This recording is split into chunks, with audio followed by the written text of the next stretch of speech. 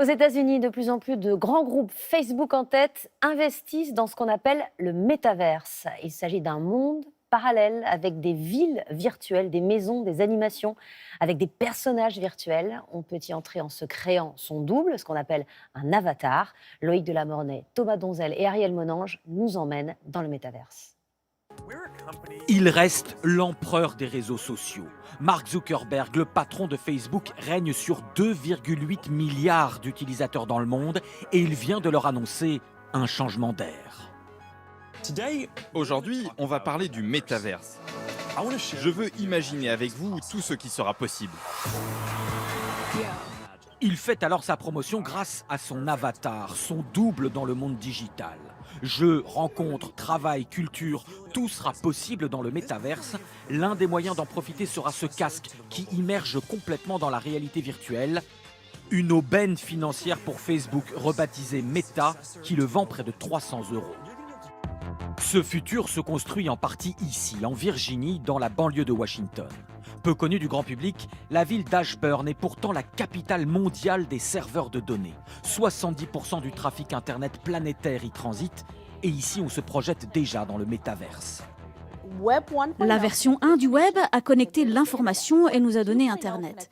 La version 2 a connecté les gens, ça a donné le commerce en ligne et les réseaux sociaux. Là, on se dirige vers la version 3, le métaverse. C'est la convergence du monde physique et du monde digital.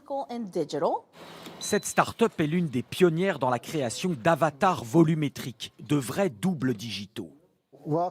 Bienvenue dans le nouveau studio de capture virtuelle Microsoft. Il n'y en a que 4 dans le monde.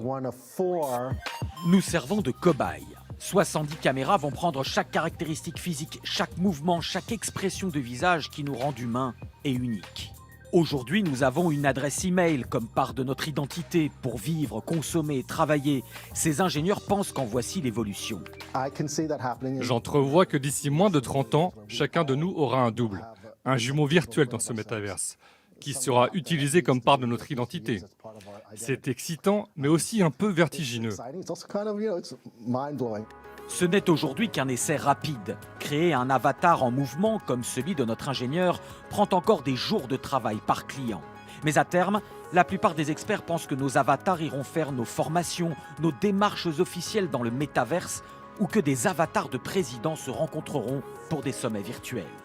Et on pourra assister au spectacle de son idole et être juste à ses côtés, comme vient déjà de le faire Justin Bieber lors d'un concert virtuel.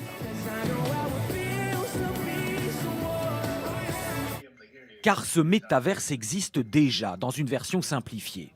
Aujourd'hui, nous avons rendez-vous au siège de l'entreprise Virbela.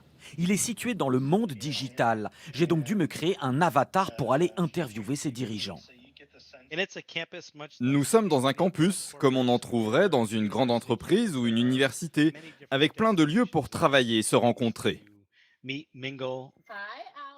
Comme dans le monde physique, on peut entrer dans un bureau, dire bonjour et en ressortir. Ici, vous pouvez tomber sur votre patron et avoir une discussion impromptue avant ou après une réunion. Les 160 employés de l'entreprise ont tous été recrutés dans le métaverse et ne se voient jamais dans le monde physique. D'autres sociétés ont installé leur siège dans ce métaverse. On a ici une entreprise d'immobilier. Ils vendent de vraies maisons dans le monde physique, mais leur siège est dans le monde virtuel et ça leur fait économiser beaucoup d'argent. Cela annonce aussi une révolution économique. Les experts s'attendent à une réduction importante des locaux d'entreprise dans le monde physique. Imaginé depuis longtemps par la science-fiction, le métaverse existe à San Francisco depuis plus de 20 ans, où Second Life pilote un monde virtuel. Ses résidents y font leurs courses, y achètent de nouveaux vêtements, gagnent de l'argent. C'est le seul endroit aujourd'hui où l'on peut visiter Notre-Dame de Paris, déjà reconstruite après l'incendie. Certains trouveront cet univers effrayant pour le futur de l'humanité, mais les créateurs de Second Life se veulent rassurants. Bien sûr, certains joueurs de jeux vidéo y passent des heures, mais la plupart des gens n'y consacrent qu'une fenêtre de leur temps. L'idée que plus tard on passera toute notre vie dans le métaverse me paraît exagérée. Je pense que ça permettra surtout d'offrir à l'humanité un monde d'expérience et d'imagination sans limite.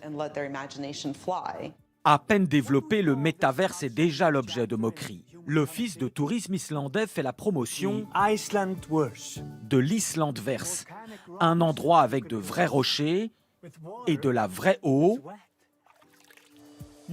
Et vous, vous êtes un vrai humain. Bref, un monde physique qui a encore de belles choses à offrir.